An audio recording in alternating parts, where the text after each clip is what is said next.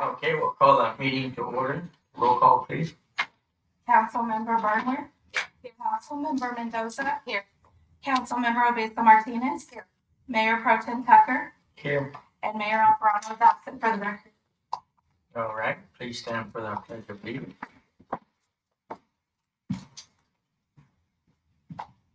Mr. Morrow, would you please? Ready? Thank you. I pledge allegiance to the flag of the United States of America and to the republic for which it stands, one nation, under God, indivisible, with liberty and justice for all.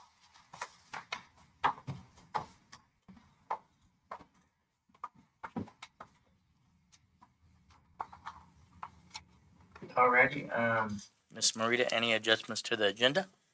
Mr. Mayor, I understand that item A1, we're asking that be tabled. All right, Other than that, there are no changes. all right, thank you. City Attorney, report on closed session, please. Thank you. The council met in closed session and discussed one item of anticipated litigation, significant exposure. Direction was given to council. The council also discussed two items, initiation of litigation. Direction was given to council, and that concludes my report. All right, thank you very much. Public comment. There is a time limit of 3 minutes for anyone wishing to address the city council on these matters. Matters not appearing on the agenda. If you wish to address the city council concerning any item with the city council jurisdiction, please raise your hand and be acknowledged by the mayor at that time. State your name and address for the record. The mayor reserves the right to place a time limit of 3 minutes on each person's presentation. It is requested that longer presentations be submitted to the city clerk office in writing 48 hours before the meeting. Is there anybody that has any comments? Okay, are you, Gennaro? Yes, sir. Okay, yeah, step on up. Thank you.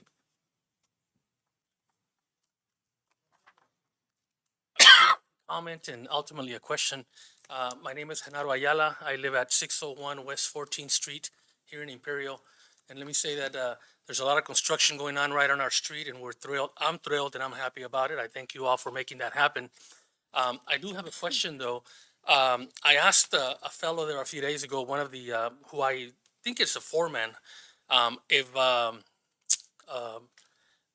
storm drains were gonna be installed in that intersection. And the reason I asked that is because, as some of you might know, when it rains, the water backs up pretty bad there. It floods from the corner of 14th and D Street into 14th and C Street and 14th and what would be 15th Street and beyond. I mean, it really becomes waterfront property at that point. Last winter, I told my wife we should sell at that time. And I mean, it was bad enough where it covered the sidewalks and it was halfway into our lawn. And so when I asked this fellow, as they're doing the work, if storm drains were going to be installed, he says he didn't think so. Granted, he says, I'm not 100% sure, but I don't think that there's a plan for that. And that's a concern for me as a citizen of that area. I would hate all of this investment that is being put in there, including what I understand is the streets are going to be resurfaced. If those streets are going to be flooding again, well, that's not a good thing, right? And so I guess my comment is to thank you all for the work that is being done. And my question is, does anybody know if storm drains are planned for that intersection? You're talking about 14th Street? 14th and D Street, sir. Yes. So not all of them will get storm drains, but some areas will, where we don't need to, water will flow to a certain weight. So I have to take a look at where we're taking that water out. But yes, some of them, yes, will have that storm drain system. So currently the water flows from east to west, and from south to north, and then it goes into where D Street and 15th Street, which is kind of a dead end. There's a couple of storm drains there, but they're tiny, and as soon as a little debris goes in there, they're plugged, and then the water backs up, right? So I don't know if those are going to be redone, maybe to a bigger capacity, or what. A couple of them, they're gonna be redone. So I Okay. have to take a look at the plans I don't have in front of me. Sure. But if you give me a call tomorrow morning, I'll give you all the answer and the complete layout. But yeah, water will flow. Awesome. The street. And may I get your name so that I know who to ask for? Oton Mora. Oton Mora. All right. Well, thank you for listening to me, and thank you for your time. All right, thank you.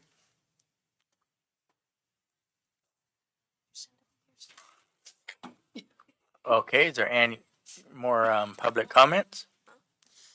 Seeing none, we will move on to presentations. It's A2, Enterprise Asset Management, presentation by Alex Estrada, Director of Innovation and Technology.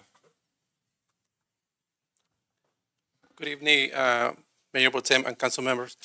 Ramiro Ramos, our GIS project manager, is going to present the item. However, I want to provide a little bit of a background on this project, which is the implementation of a new asset management system, AMS. And tonight is just for presentation. We're going to bring the item in the next council meeting. But before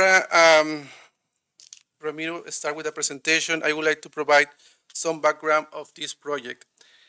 Around June 2024, the Public Service Director contacted the IT department asking for an asset management system recommendation.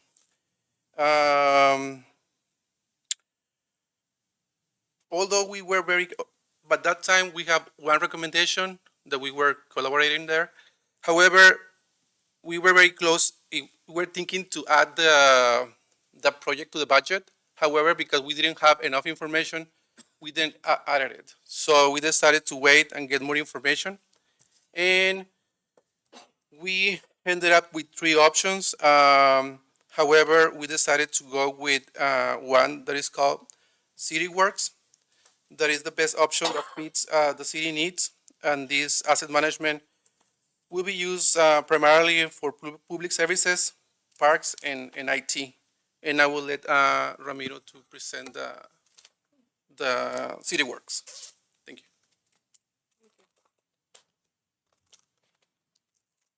Good evening. Good evening, Mayor Pro Tem and City Council members. So you might be wondering, well, what is an asset management system? So asset management system is a solution that will enable the city to track, sorry, this mic is weird, to track service requests, create work orders, track labor and material costs, and identify high-risk assets, manage preventative maintenance plans for spatial and non-spatial or vertical assets. And so you might be asking, well, what is spatial, non-spatial, or vertical assets? So spatial assets are things that can be represented on a map with like things like points, lines, and polygons, right? So like say a valve or a hydrant would be a point, or a road would be a line, or a parcel or a building would be a polygon.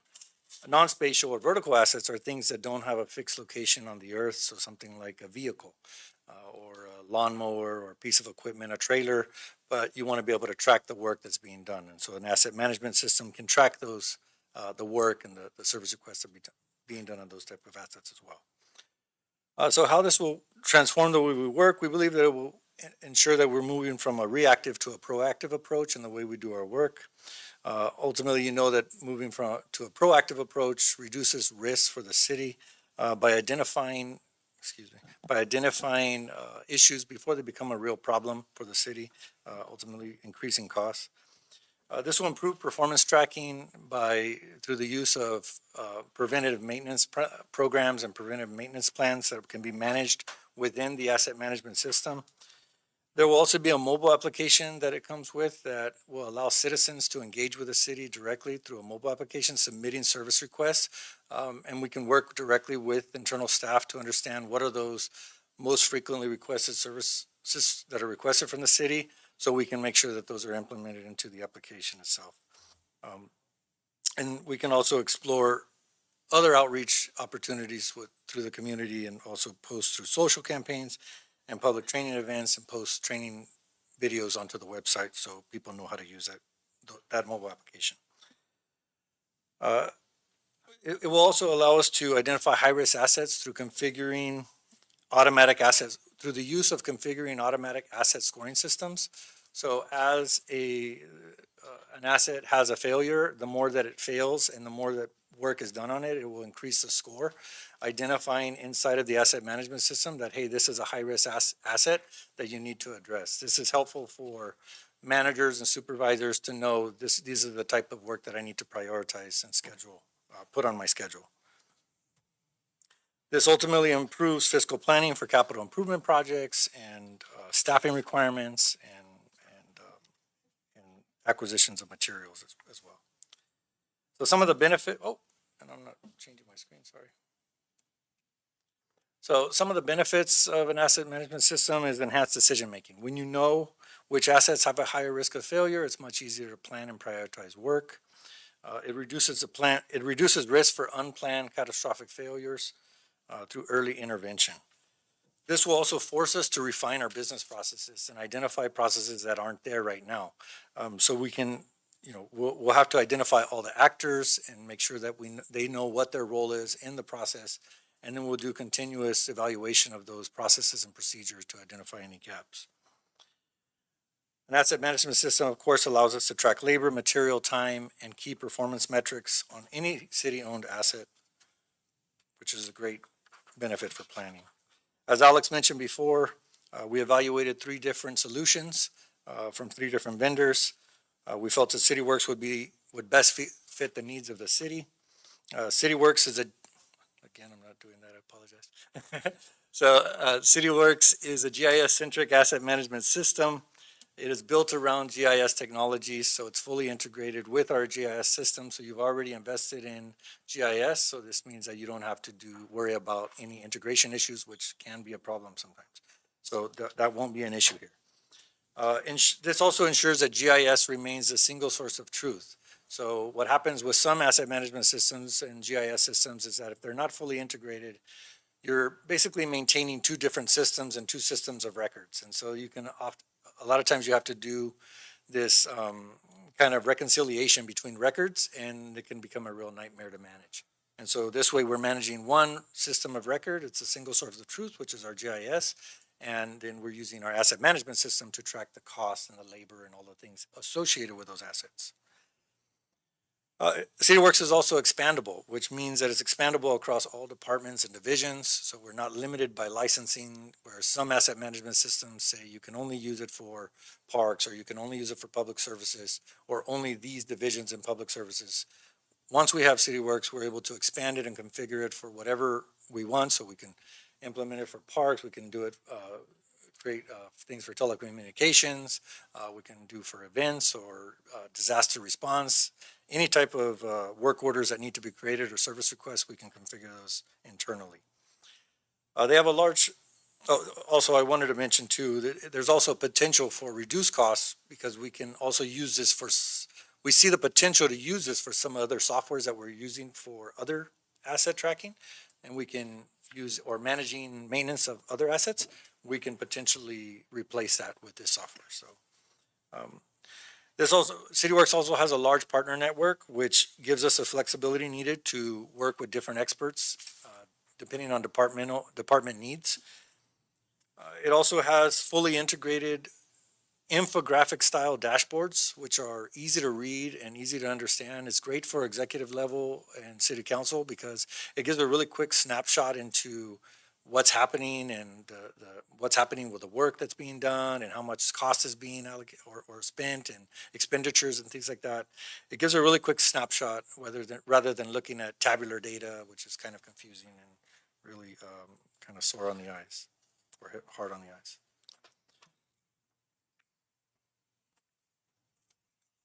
Oops. I don't know. There's a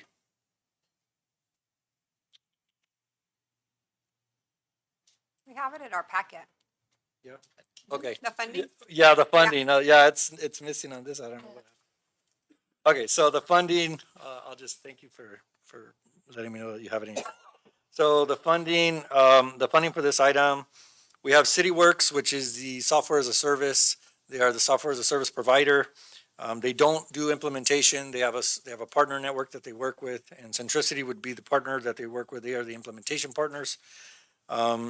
With CityWorks, there will be a 3-year enterprise licensing agreement that we have here, and I'll go over the cost in just a moment. Centricity is the implementation partner. They are also offering the mobile application, which is the citizen engagement application for service requests. And for the first year, CityWorks is giving us a 33.6% discount, which is $24,500 for the licensing. That's for 25 named user accounts. And I'm sorry, and then year 2, we are getting a 19.3% discount at $29,750. And year 3, we're paying regular price at $36,875. Year 1 has a total price, including the licensing agreement as well as the implementation costs, of $74,500 with a 10% contingency fee, or 10% contingency, totaling with a grand total of $81,950. Fiscal year 25 and 26, we will have a $5,000 recurring cost for the mobile application with Centricity, and that is a fully configurable application, and so if we need to make changes as well. And we'll have that for 26 and 27 as well. 25, 26 will be between 34,750 total, and 26, 27, $41,875. The cost distribution or funding distribution, you can see here what water distribution and sewer or wastewater distribution, water distribution and wastewater have an equal amount at 35% each, and streets is 15%, parks is 10%, spread across 8 different accounts, and then Department of Innovation and Technology is paying 5%. So we believe implementing CityWorks as our asset management system will transform the way the city of Imperial does business by taking a proactive approach, enhancing the safety and financial security for the city and its residents for years to come. And I'm available for any questions. All right, any questions, Ms. Mendoza? So theoretically, a citizen, the engagement you said for service requests, how would that be? You don't have to go into detail, but kind of give examples of how that might be utilized? Yeah, so for instance, they could use a mobile application if we decided that, something like potholes was something that they wanted to submit a service request. So rather than calling to the office, they could just use that mobile application, and then they can download it through the Google or the Play Store or the Google Play. Yeah, there you go, all those things. Okay. But I don't know, I don't remember what they are. I just click on the icon. But so they can just download it from there, and then they can go ahead and submit a service request for things like potholes, any other types of things that people are submitting service requests. I don't know, if their meter's leaking,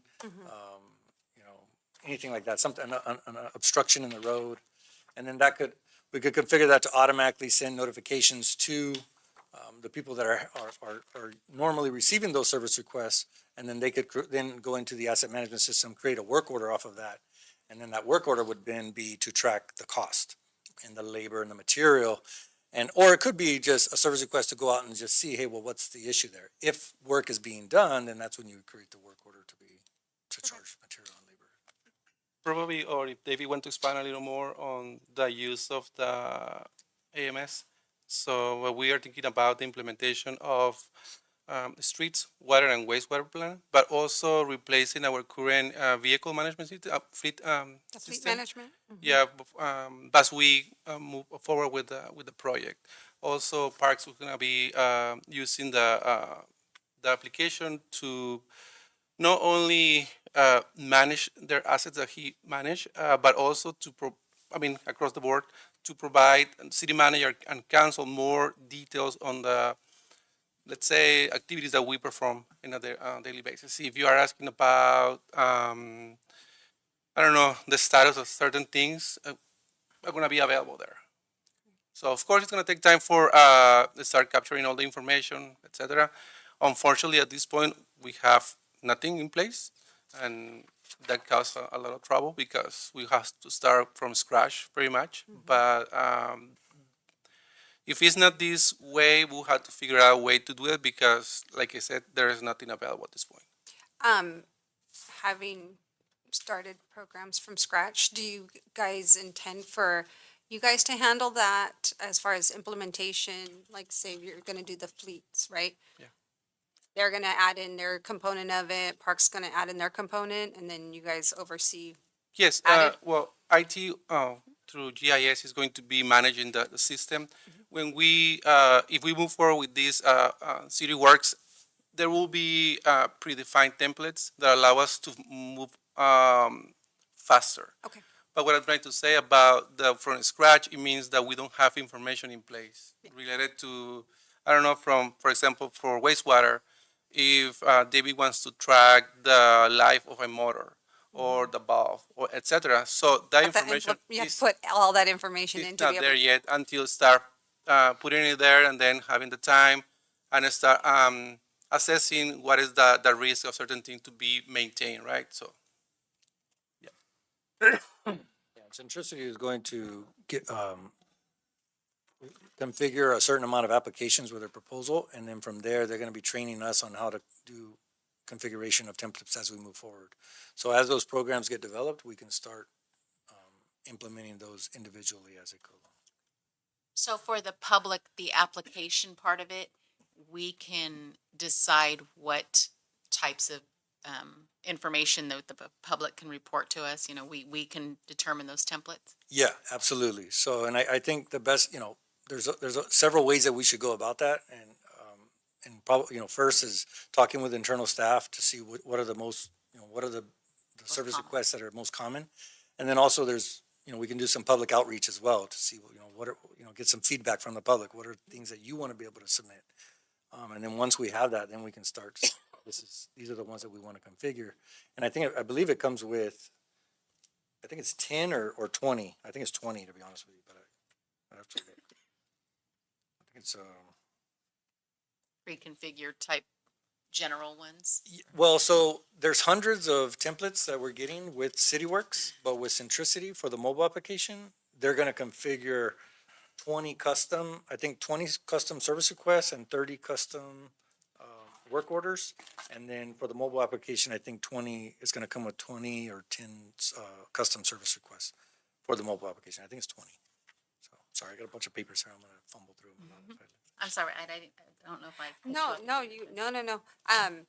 Once you get, if we approve it, which the reason why we wouldn't, what do you see as far as your start date to implementation, like? Well, unfortunately, it's not like we get approval, city council approval, and we get the agreements signed and submitted. It takes, what you say, 3-4 months to start. Yeah, so a typical asset management implementation is usually 6 months, so it's quite a task. A lot of it is gonna have to, but it's gonna depend on us too, like how much we have to do a lot of work on our side. We have to develop those processes, identify those processes, and identify, what is the cost that needs to be inputted and or input into the system, and all of those things have to be filled in. But we'll work with the implementation partner, and they'll give us all of those things that we need to do, kind of our task list, and then we'll start working on that. GIS will start working on that internally to start gathering all those requirements internally and help facilitate those process, kind of documentation and development of those processes and programs as well. Yeah, unfortunately, it's a little bit like the ERP. It takes time for the implementation. I mean, we spend like 2 months on the deployment. Now we are in the implementation, and yeah, it takes time. But I Thank mean, you. believe me, it's unfortunately we don't have anything, and there is a lot of information everywhere that we don't have in a place. So. You had mentioned that we didn't put this in the budget this year, but on here you have funding for this year. Are we looking at? I think David can help us a little bit. I know from the IT we have some savings that we're gonna be able to use, but I mean our portion is minimum towards what public services is going to provide. We did find budget items that we could use for this year that we had some extra surplus funds for. And how about parks, Tony? So the same thing. So we found some money within our budget that applies to this service, similar to other services like weed abatement, kind of fall under tracking assets in the different neighborhoods and the general fund. So we found some money within our maintenance accounts to fund this for the first and second year. And obviously for the next year, we'll put it in the budget as a line item to implement. But this year we found funding to move forward. And I feel like this is it's gonna take us in a long way with tracking everything that we do, tracking every asset we have within every neighborhood.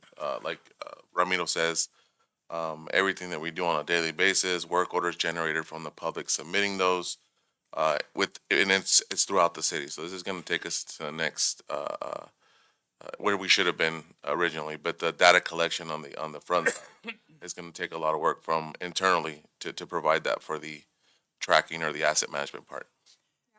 Ramiro, I know obviously this type of application is more for the use of staff and, for operations and for the community. Is there any kind of reporting that comes out of it that would be valuable for council and management level so that we can see what the trends are and Yeah. where our money's going? Or does it provide that kind of report? Absolutely, yeah, Dashboards and stuff? absolutely. So it provides the infographic style dashboards, and those are what I think are helpful for the executive level, as well as the city council, because it gives you that quick snapshot into what's happening, where money's being allocated, what the expenditures are, how much work, and the way you set it up, it all depends, but how you set things up on what you guys want to see, that would be helpful. So there may be some outreach to all of you to get an understanding of what might be helpful for you guys to see in those reports as well. So we can definitely configure those for you guys custom. I'm excited for you guys. Yeah. Not excited for all the work you're gonna do, Yeah, but oh. I'm excited for the Excited. project. I'm good. I'll make a motion to approve. It's not action. Next time. Okay, Well, we can approve No, I'm that. good. I love it. All right. Thank you very much. Sounds good. Thank you very much. yeah, thank you all. That was just presentation on your right. Sorry. I I'm was like, we're let's go talking about now. it so much. I'm like, I'm voting right now. Since Ida's trying to already approve it, when Not yet. when do you think you will be bringing this back for an action item? Next council meeting. Oh, okay. Yeah. Thank you. Okay. He's not We hard already to- have all the information. We send information to the city attorney for review. The city manager cleared the agreement this morning, so we are ready to move forward. All right. Thank you. All right. Next up is B, consent agenda. All items appearing under the consent agenda will be acted upon by the city council with one motion without discussion. Should any council member or other persons request that item be considered separately, that item will then be taken up at the time as determined by the mayor. Make a motion to approve. Second? I got a motion and a second. Please vote.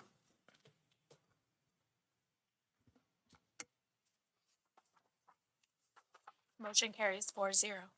Thank you. Next up, item C, action items, discussion, action approved, disapprove. C1, intention to form community facility district number 2024-01 for the Morning Star subdivision. Presenter, Mr. Otan Mora. Good evening, council. Before you use the resolution of intention, with respect to formation of CFD number 2024-01 for the Morningstar subdivision. The purpose of the CFD is to fund maintenance of parks, parkways, recreational facilities, lighting, and open spaces within the subdivision. These services are necessary to meet the increased demand due to the new development within the boundaries. And the maximum special tax rates for residential units are set at 223 per unit and 1,434 per acre for non-residential properties. A public hearing scheduled for December 18, 2024 to provide an opportunity for stakeholders to voice their opinions or concerns. Notice of the hearing will be sent to all registered voters and landowners within the proposed CFD boundaries. Staff recommends to adopt resolution 2024-54, and I'll step for any questions that you may have. All right, any question? You said that the notification gets mailed to just the registered voters, or does it? Register boards within the boundaries. Yeah, so right now, it's one owner, which is owner. pretty typical. Oh, okay. And so the owner is the one under the track map who is requesting that this be done. And so we assume the voting will go well. So they will get the notification, and then we'll conduct the election by, or reading the Okay. responses. Gotcha. Thank you. All right. Any other question? No. I'll entertain a motion. So moved. I'll second. I got a motion and a second. Please vote. Motion carries 4-0. All right. Up next, C2. Adoption of the City of Imperial Generative Artificial Intelligence Policy, presented by Alex Estrada. Yeah, the good thing about this item is that it doesn't require funding, so. Okay, as part of our strategic economic plan, I don't know if you remember, we included AI. And tonight we are presenting the first City of Imperial AI policy. With this policy, we want to provide the basic guidelines for using of AI within the city. As council know, AI is very popular at this time. So just to start with the definition, I'm not gonna read a lot, but the definition of AI is depending on where you're looking. The definition. I like this particular one because it say, I'm sorry, I have this Zoom, and it's gonna replicate the activities that require a human being intelligence, such as visual perception, speech recognition, decision making, and translation between languages. So AI has been has grown because of advanced in complexity algorithms, etc. I'm not going to go through all of them, but there is a reason why. AI is so popular. Here is a survey that I got access through PTI, where they talk about where local government sees AI, where it can be beneficial. As you can see, AI can be applied in cybersecurity management, data analysis, citizen engagement, improve decision making, etc. So, but primarily on cybersecurity management, and the concerns about AI are in terms of ethics, unauthorized release of personal information, wrong or harmful decisions, misinformation, disinformation, bias, um, redirection of valuable resources, and copyright infringement. So, as for example, AI technology like a ChatGPT, you can, that technology is based in a bunch of information out there that somebody upload to that technology and maybe have point of view that not necessarily are aligned with what you're asking for. So you need to be very careful about what you copy and paste from those technologies. The policy is like this. It has a scope, the impact statement, the background and definition, the policy, the acquisition and of use, the intellectual property, what I was talking about when you are copying paste information from a GI technology, maybe that information belongs to someone else that is copyrighted, or using pictures that maybe are also copyright. So it's very, for us as a government or employees of a government, it's important to be careful about those things. Attribution and accountability, reduce bias and harm, data privacy and public records is what is described in this policy. And the next steps and actions are related to the, like I said, this is the first policy. We're expecting to bring another one probably by the next fiscal year because we need to start collaboration between the Department of Innovation and Technology, and stakeholders like the department heads and stakeholders from the outside. And that's pretty much. I don't know if you guys have any question or something that I can answer for you. By the way, I include a book that it's from the same agency, PTI. So it's another perspective of AI, very high level. But I think it's interesting how they see AI now and how it's going to be evolving in the upcoming years. So any question, or if you guys want to approve the policy, and I make a motion to approve. there you go. We'll second that motion. I got a motion and a second. Motion carries 4-0. Thank you very much. Thank you.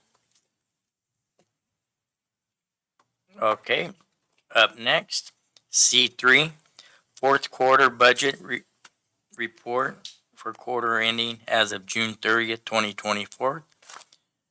Presenter, Mr. Manriquez.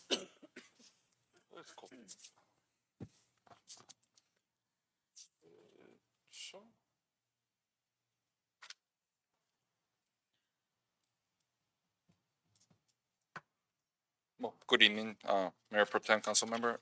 We'll wait for the presentation to go on. It's just a high-level view of how we ended the year. Not only just for quarter, but fiscal year 23-24. We did found some money, like our colleagues say. So it was a good year. All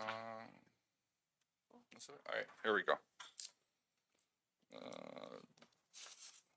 Do I move forward or there we go?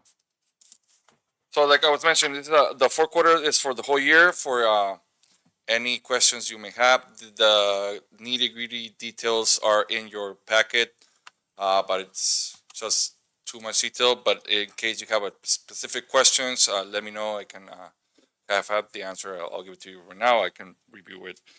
As we move along, the first 3 quarters that we were presenting earlier, that Mr. Herrera started, were on a cash basis. Is a little bit definition how we kept our tracking of our daily operations for the first 3 quarters of the year. Right now, at the fourth quarter, we do need to close out the year. We go to a different regulations, which we follow the GAAP compliant reporting. We accrue all our expenses, all our revenues, so we can have our unaudited numbers ready to go for when our external auditors are ready to go, which pretty much should stay the same unless they note otherwise. With that being said, here's a summary. Let me move the Zoom as well. Here's a summary of the general fund. Bottom line, like I mentioned, water, wastewater CFDs had a positive cash flow. General fund had 1.7, almost 1.8 of net revenue.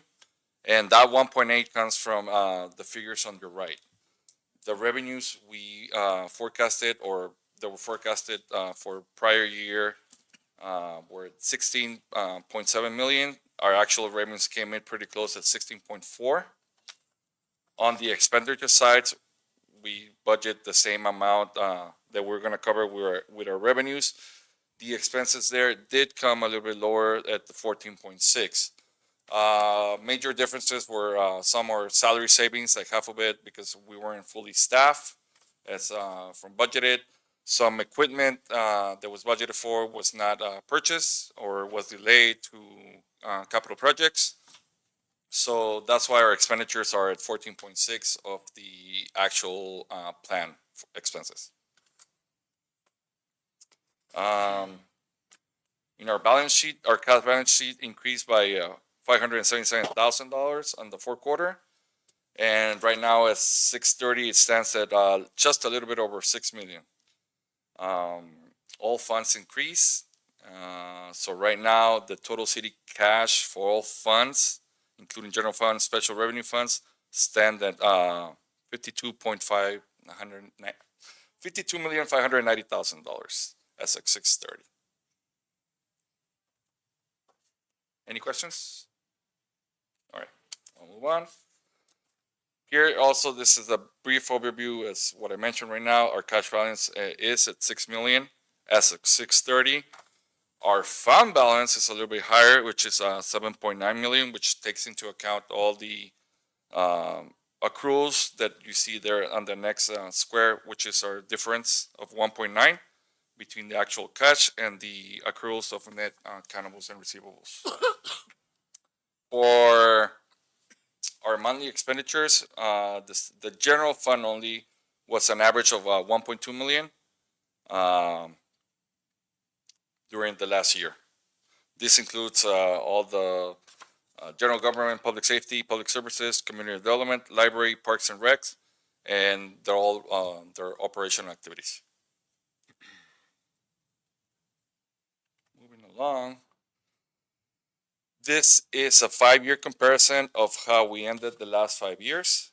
Current fiscal year 2024 that we ended, we mentioned the 1.7 net revenue, which is still very positive from the previous years, and we have been having a good run. Any questions there? Okay. Moving along to the enterprise funds, our water and wastewater funds. The water fund net revenue for last fiscal year was a little bit over 1 million, 1,339,272,000, and a total cash balance of 7.5 million. That's just for water. For wastewater, the net revenue was 785,000 for the fiscal year, and a cash balance of 12.5 million. Those were probably gonna be reserved for the upcoming CIP projects that I'll be presenting next council meeting. So we have, even though we have a lot of reserves, we have a lot of projects for the city. Our cash flow increase for the water, 478,000 compared to Q3, and for wastewater, 663,000. Both funds, like previously mentioned, showed increase in Q4 and were positive for the full year. Is that because of price increase or more customers? Well, the services and based on operational versus our revenues that we come in for the year. So operational wise, we're being efficient. So we are having over revenues, customers keeping up with the clients. No, sorry. Our accounts, the clients keeping up with their payments. That's something that we also need to go forward, that I know it's being talked about, the delinquency, so that may help it out a little bit more. But right now, it's just operational versus expenses. Revenues versus expenses, sorry.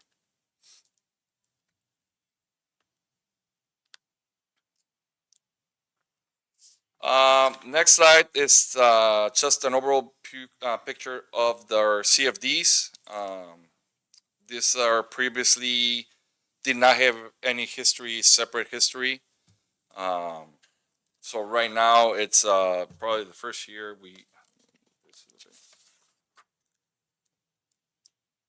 that we can see each CFD by itself. What was the revenue, the expenditures, what parks goes into them, the services they provide, the revenues that we collect from the constituents, and our net balance for each CFD. I really like this one. It lets Yeah, and people paying their CFDs shows, basically where the money's going. correct, and we have detailed expenditures. If someday they want to ask exactly how we spend it, we have. I know Tony keeps particular details on how we expend it, and we follow up on the finance side as well. Thank you. And this is probably the only time we're going to see positive because of the timing issues. Like the first quarter, we take a hit, then second quarter, we recoup some money, but not until the fourth quarter we can see the whole picture like you see it right now. Excuse me. Based on that, our reserves for the city, the policy for the council is 25% emergency reserve. If we do that on a cash basis, that we have the 6 million, we are 35% reserve. But how it's really measured is the fund balance basis, which is the 7.9 million that I mentioned earlier. That would equate to 46% reserve, which we are using for our streets projects currently. So this is going to go down by 9% Q1. So this is the money we found for their projects.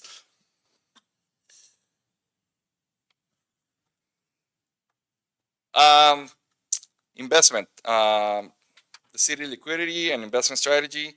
Currently, as previously mentioned, we have 52,590,000 that we have invested in our sweep accounts and our LAIF accounts.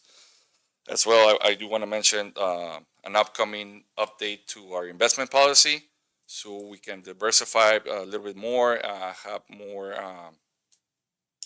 options available for us, and liquidity, safety as well, and returns. Currently, of the 52 millions, we have about 55% on our LAIF account with the California State Treasury, and the other 45% in a sweep account in Wells Fargo, which we also will be presenting a lot more detail within those funds, so you can see which where the money belongs to. It's not all general fund, unfortunately. So I'll have a breakdown probably within the next two council meetings with the investment policy as well.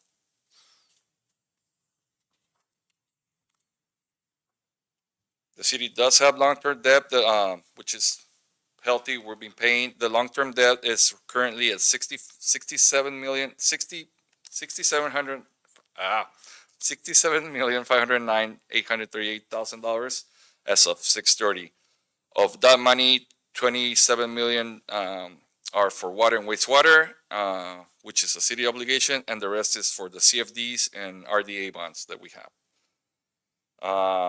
The debt composition entitles CFD bonds, wastewater bonds, COPS, RDA, and water. COP. Water, wastewater, yes.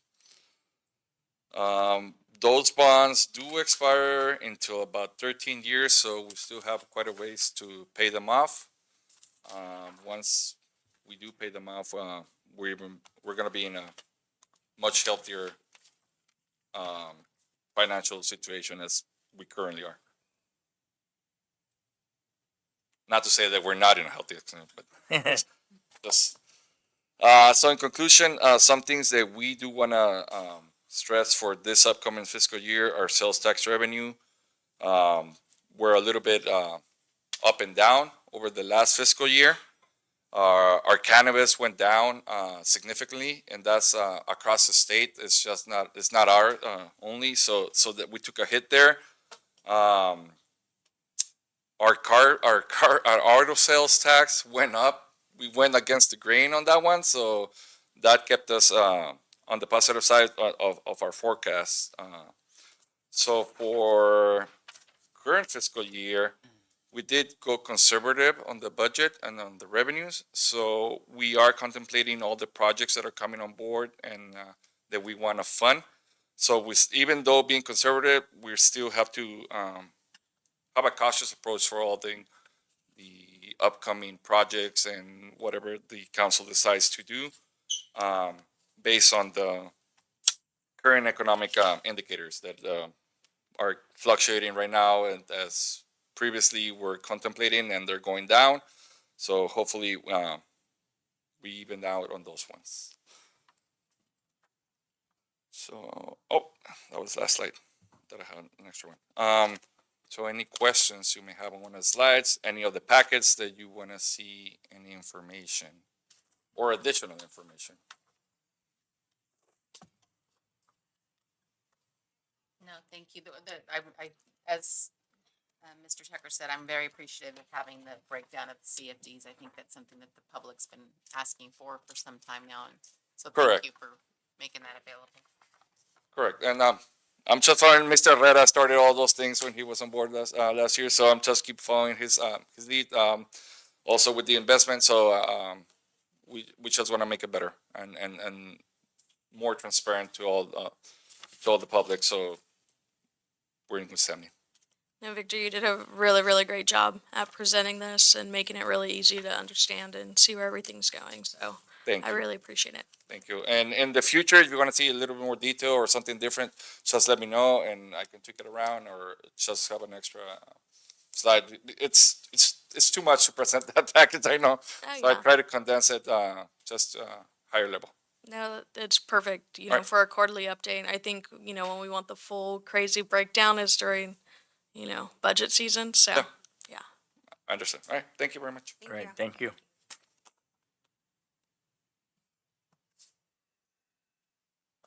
All right. We'll be moving on to C4. Are we gonna vote? So moved. I'll second. I don't know. It says recommend action, receive and file the quarter budget. So Or either way. does it need a vote? You don't need to have one if you don't. Okay. Oh, that's fine. I'll retract my motion. Does it need to? No, No, I'll retract my because motion. it says just receive and file the quarterly budget, doesn't say action. All right, move on to C4. Thank you, sir. Approval of change order number 1 for the pavement rehab of various roads projects in the city of Imperial. Bid number 2024-08. Presenter, Mr. Dale. Thank you, Mr. Mayor Pro Tem. They say that the road to success is always under construction. We have a lot of roads under construction. The city's on heavy into city All on the way to construction. success. Looks like we're gonna be under construction for the next foreseeable future. And pun intended, there have been some bumps in the road on this project, especially with regard to the schedule, because we have been under the gun to get this project completed before the winter season. And we talked about that and how the bid came in and we had to rebid it. So we thought we had a couple of weeks to start the project, and then we were informed that they were going to be starting the next day, and they started handing out the no parking signs that day. So there wasn't a lot of notice and the signs weren't the best, and we've been working with the contractor on that. There have been complaints, we've been working through those, but at the end of the day, they're going to see some, you know, I hope they'll be happy at the end of the day with the project. This project includes 3 layers. The first layer is the leveling course. The second layer is what you probably see now is the little rocks on there. That's the ARAM. And then after that, in a couple of weeks, they're going to come in with a slurry seal and make it all level again. So there are 3 different layers, which complicate the no parking issues. I think that's why they initially put a whole month of no parking, which that didn't work very well. They need to be more specific, so that's what we've been working on. And you might have seen in the rents and raise, we had one issue. I think that got resolved. So we're good there. I didn't know what our final quantities were going to be when I started this staff report. Staff report was, since the project's been going so fast, the staff report was actually put together before we even really started getting the asphalt going. And we ran into an issue almost immediately with regard to the streets in terms of the leveling course, because the streets were, I mean, we knew they were bad, but it turned out that what we do is we have a 3/4 inch leveling course. Well, that sometimes turns into 2 inches, 3 inches to make sure that the street is level. I made the executive decision and told them, just make sure that the street is level, because we don't want to do a $3 or $4 million project and have an unlevel street. So we are going over on our asphalt quantities substantially. I mean, something to the effect of 40% or 50% of what we estimated. And so, you know, that's been a struggle, because initially I thought in the beginning of the project, I didn't ask for any contingency, which we normally do. thinking that if something crazy happened, we could cut certain streets out, but because I'm so loath to cut any streets out they're so bad, every street that we have in this project, if 10 is the worst, it starts at 7 and goes to 10. So I think after the end of this project, we should have mostly 5s and less hopefully at the end of this project. So I didn't want to cut anything out of the project. I'd rather come to council and ask for forgiveness and additional funds. But essentially where we're going to end up probably projecting at this point, we'll need a 15% contingency, not including any additional streets. I've been talking with finance. I guess originally the finance thought that the entire project was general funds, which is not. The project is a portion. We have water and sewer funds to raise and lower the utilities. And then we have a $600,000 that was in the EDA funds, which we're using to pave in front of the dealerships, Preble, Myrtle, and La Brucherie. And then there's the general funds, which we believe that if we wish to, we could work on like a repayment schedule with SB1 funds over the next few years that could pay back the general fund, which we're expending already. As you might recall, there was a typo in the staff report. The last time on this project was 3.9 million, and that's actually where it's probably going to end up without the additional streets. So if we just do the project as it is right now, there would be the expenditures would be the following: approximately about 202,000 from wastewater funds, 259,000 from water enterprise funds, 600,000 from EDA funds, and 2.8 million in general funds. That's if we don't do these extra streets as I'm presenting them to you. If we do the extra streets as presented, then it would be $232,000 in wastewater enterprise. Water enterprise would be 315, EDA 600,000, and general funds 3.113. So originally they were budgeting 3.3 million in general funds, so it's actually 200,000 less than what they thought it was going to be. So, but I do present that to you for your consideration. Some of these streets, they took an incredible amount of asphalt, like Myrtle Road. In some places, you know, we estimated 3/4 inch, it was 3 inch, 4 inches in some places, and so. But if you drive it now, it looks like a beautiful brand new road. It went probably from worst to first in the city, so it's going to be really good. The Brucherie was another one that took an enormous, crazy amount of asphalt to get it to the right slopes and level. But right now, I think it looks pretty good, and we're not done. Obviously, once the slurry gets in there, it's going to look smooth again. The additional work that I'm proposing is not the same as what the systems that we're using. Because of the funds and because the ARAM subcontractor is unavailable, we're just proposing to do a 1.5 inch grind and overlay on those additional streets, which kind of reduces the cost to do those ones. So I'm happy to answer you any questions you have. How was La Brucherie so bad when we just went through construction there? No, this is La Brucherie north of Ayton Road. Oh, okay. So yeah, the 413 area and all that. Yeah, it was bad. You know, incredibly bad. Yeah. I look at some of these roads and they're in like newer developments, and I just keep going, there's no way this material passed in material testing when it was put down. You know? They did?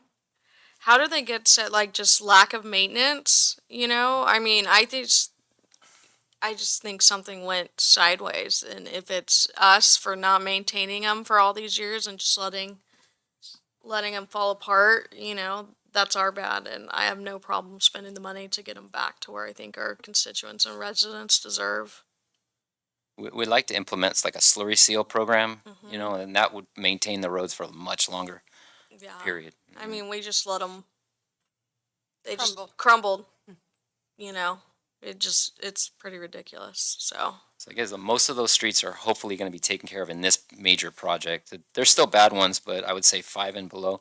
And if anyone asks, it would be that why we selected certain streets. It was just basically opinion on which are the worst ones, like which are the worst streets in the city, Yeah, and how can we budget and what can we fit in our budget. So, no, I mean, So this is ratification of what's already been done.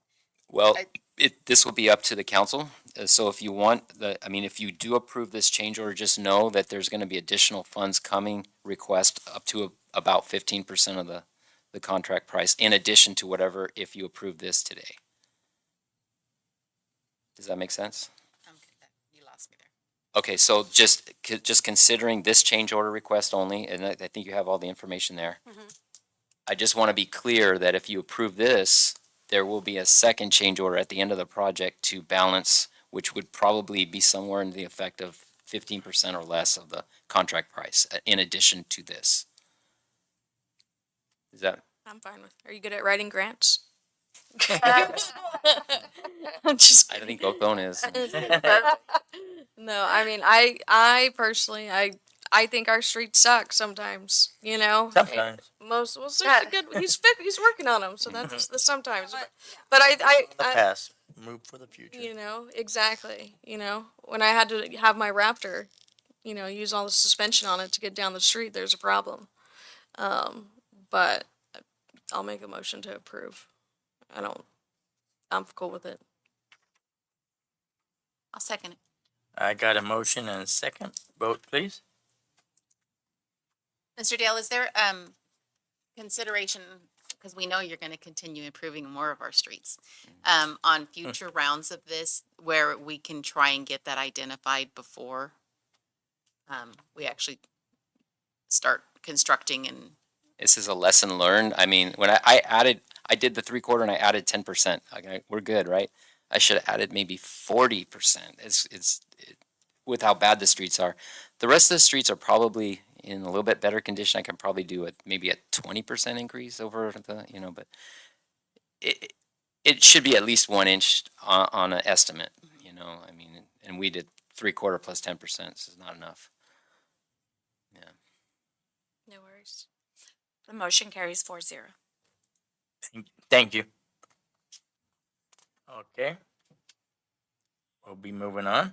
C5, approve resolution number 2024-59, delegating authority to the Public Service Director, Community Development Director, and City Manager to exercise discretion for approval or design for public works or improvements adjacent to or associated with the Cambria Hotel.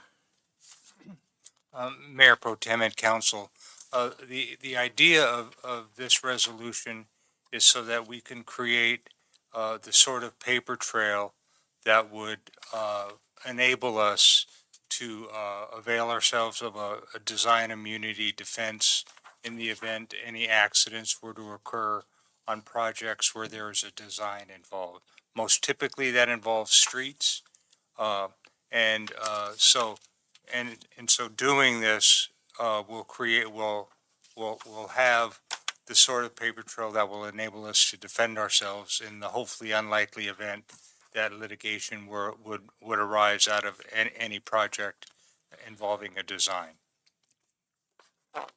So the recommendation is to adopt this resolution.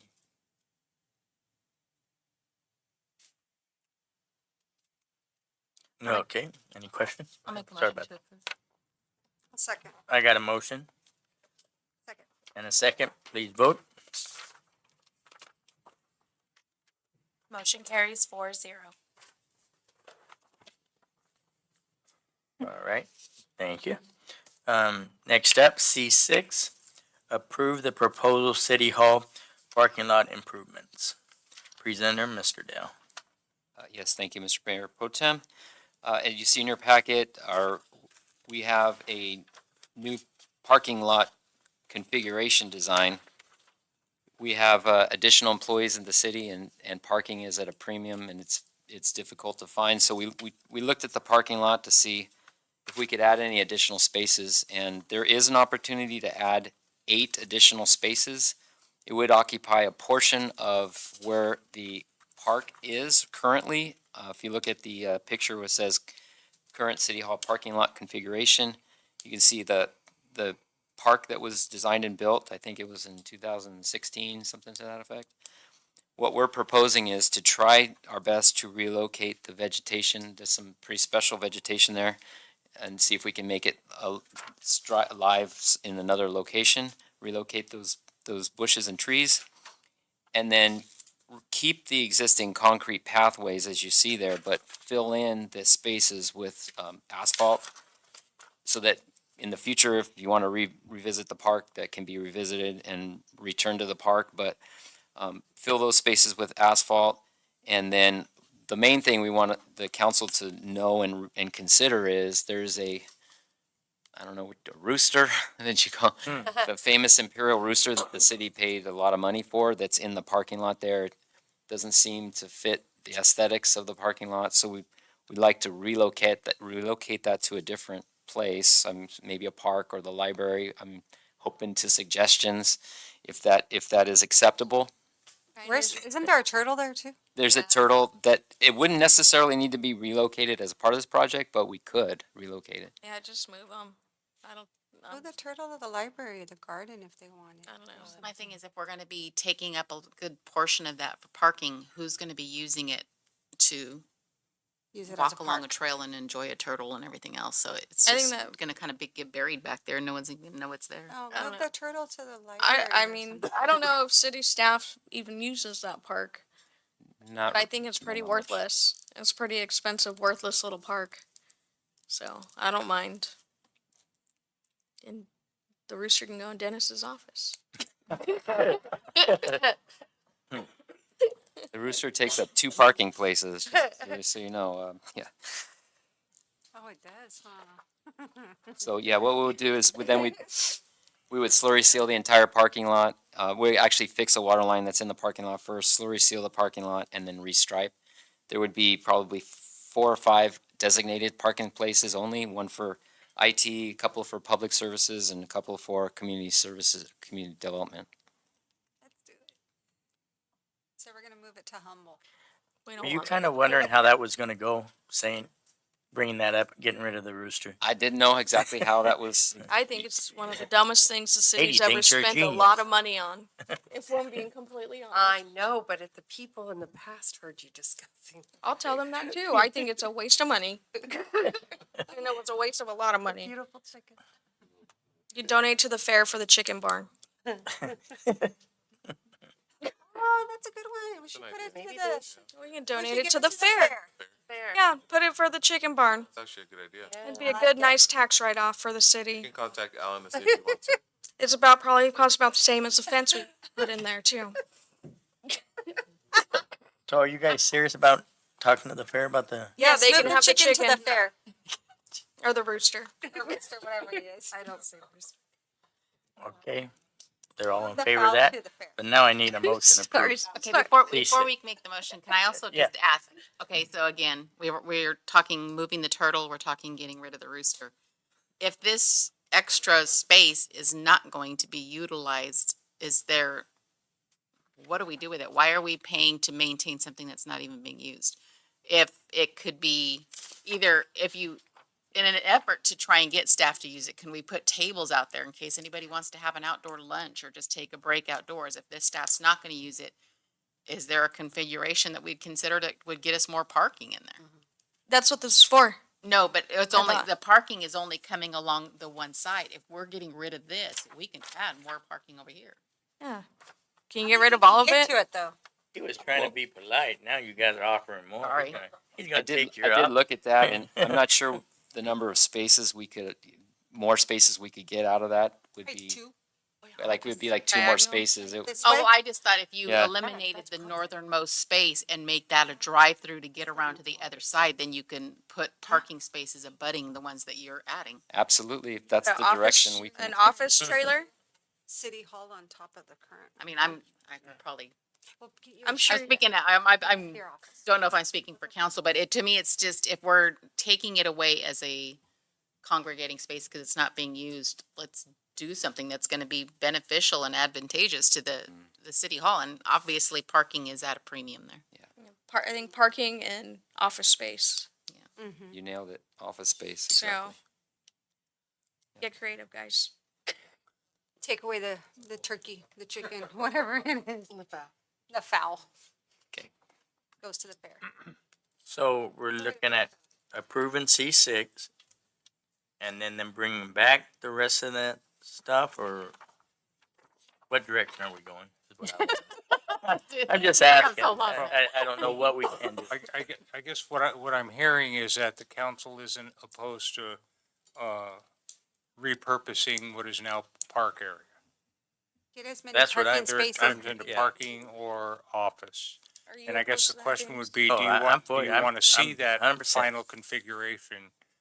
I guess what I'm hearing, you're okay with what's being proposed? Yes. If it turns out that whatever we're gonna do with repurposing that park area, do you want to see that or? Whoever driving that skip loader gets carried away and clears a little bit more, it's okay. What I'm hearing. Yeah. There's some potential issues associated with putting a building because of, Well, I thought we were I'm just talking saying, about parking. I'm saying use it for whatever the designer's heart desires, as long as it's not very expensive. I like the parking idea. But I don't, parking. I don't, yeah, I mean, So tonight, are we making the motion to approve what's being presented and giving staff direction? Come up with something creative for the rest of the unused space there. Yep. Is- Correct. Okay. I I'll make approve that motion. I second it. All right, I got a motion and a second, and does the city clerk got that? Yes, I got that. I was just verifying. Thank you. Thank you. can you vote? All right, vote. There's a lot of banter about a turkey or Yeah, a fowl. A rooster. A rooster, sorry. Not gonna really tell you his name, but anyway. James's favorite rooster. Yeah. The motion carries 4-0. People from Brawley wanna go with the lizard. They can have that. Remember they? No, we're talking about giving it to the fair. We're almost done. All right, next up. Sorry about that.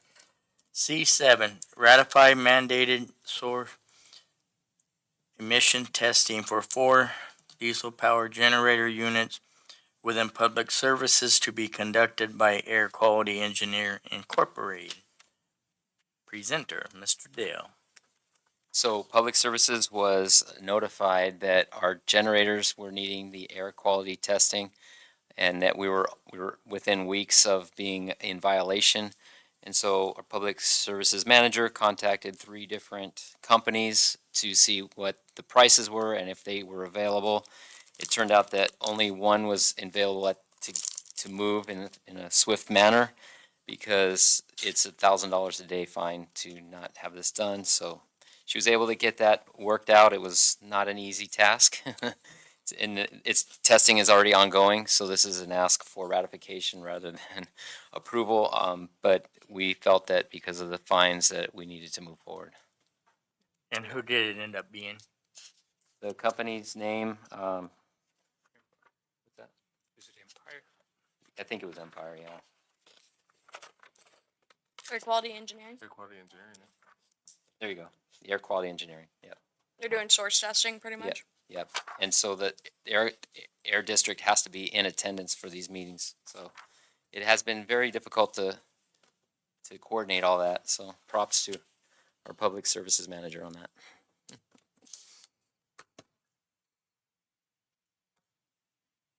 I'll make a motion to approve. I got a motion I'll second. and a second. Vote, please. Motion carries 4-0. Thank you. All right. Next up is reports.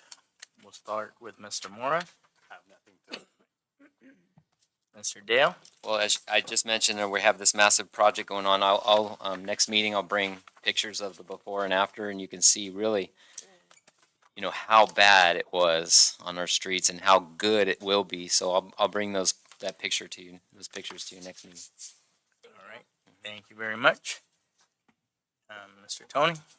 So I have a few things. Next Friday at Cambria, we'll have our movie at the park, 6 to 9. Inside Out 2. Not familiar with Disney movies or anything like that, but I know the kids appreciate that. November 16th, we have a groundbreaking for Sunset Park Playground Project.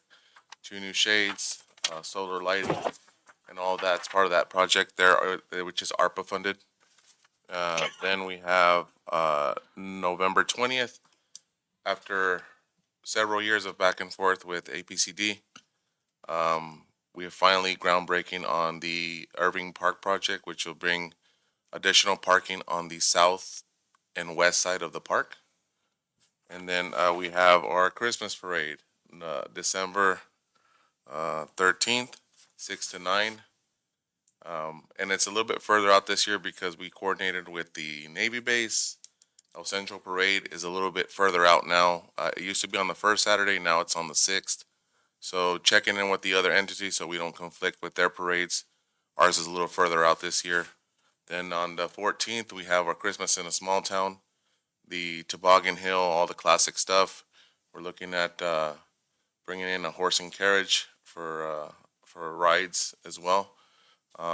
And it's nice to say that now that we have entertainment coming in and different things, our contractor for the projects, to be able to refer them to a hotel that's within our city instead of sending them out to another hotel to stay is great.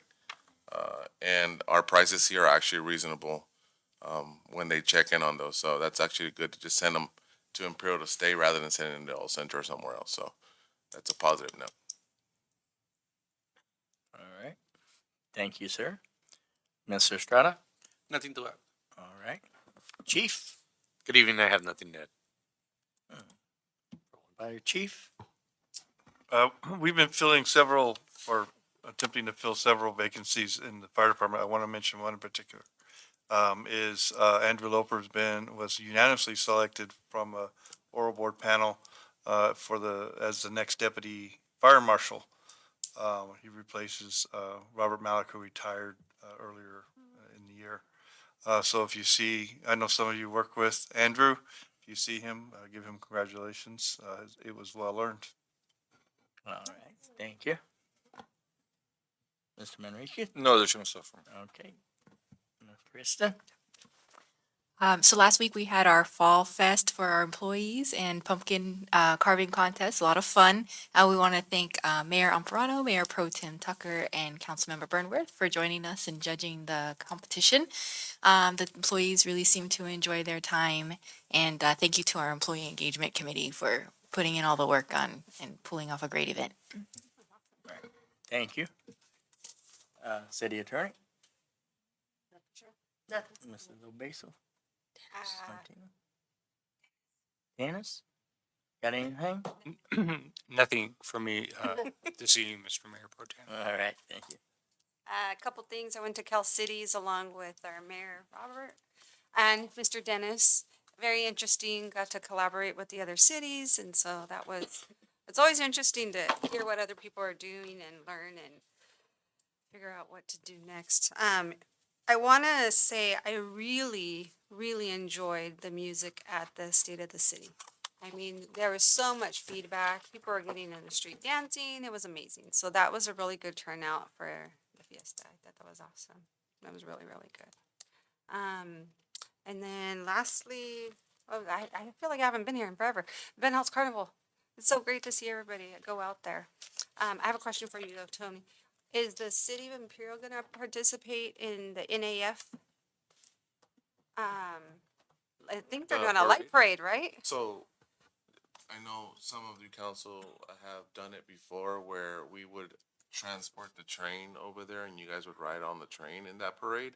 Okay. I know in past years that hasn't been something the council has voiced they want to do. So it's really up to the council if they want to participate. We're happy to transpo that train. I mean, I didn't know it was a train. yeah, I think it was like 5 years ago. Yeah. Can I drive it? Yes, you can. It's a light parade though, right? That Yeah, they so do? NAF Yeah. has their parade, then El Centro has theirs, I think, either in between or before. Yeah. But yeah, it has been where I've seen the council has participated. The one time I did see you guys were all in the parade in the train. Not me. Not me either. He said it's been like I was 5 there. years. I was in the back part. It's something that you would, if you let Dennis know that you guys want it there, we'll get it there for you. Go. Sounds like we got our directions. Just don't wait too long to make your decision. Otherwise it'll pass you by. Like life. That's all I have to report. Thank you. You're so wise. Anything for you? I got to, so my daughter's class, I got invited to go talking to her class about the Mayor for the Day contest that the city was doing. Fifth graders, I think I was more nervous than probably any of them, even my daughter who was in that class. But they were like super engaged and just like just their like different ideas of, things that could, make the city better, from, hey, we need more soccer fields, to one kid was like, we need, I have a cousin with special needs who's in a wheelchair, and there's, she can't go to every park, and so we need more all-inclusive stuff, to picking up trash, to, wanting to build Disneyland, and just all these different things to teach, a roller coaster that transports you from one side of the city to the other so you can see every part of it. I mean, super cool ideas, but nonetheless getting them engaged. And so I think that was probably one of the, I love with the kids and stuff and hearing their ideas. So that was really good. Also attended the El Centro State of the City. And I'm sure there's more I'm missing, but that's it. Okay, according to Mrs. Burnworth, we need to get working on our regional park, but we are. Yeah, they said baseball fields, this. I told them that a bike park and a skate park would be a very good idea. And they all said yes. So, You got their vote. yes. All right, that's it. As Ms. Obeso Martinez said, the Dia de los Muertos, just the amount of the crowd that was there, and just was how much fun. fun everybody was having. And it was, I think, this is my third time being at a State of the City there, and there was definitely probably the largest crowd actually watching it. I think the stage was moved up, wasn't it, to where it got it a little closer to. Over the last few years, we've moved it up. It was a little bit further back, towards A Street, I believe. Then, I think it was, yourself that brought that up to move it a little bit up. So that's been working good for us in the last years. Every time we do something, whether it's, at the Fiesta or any other events these last few years, we're trying to bring in new, fresh blood, new entertainment. Sometimes it's hit or miss depending on. This one was. It was this a one hit. It was went so over much really fun. well. So we just got lucky in this case, but it's definitely one we'll be bringing back. The Color Fest was another one I heard that was really good. The '90s rock show. So these new bands that we're plugging out of, working with other cities, and Gig Salad or the Bash, are hit and miss, but for the most part we've been good.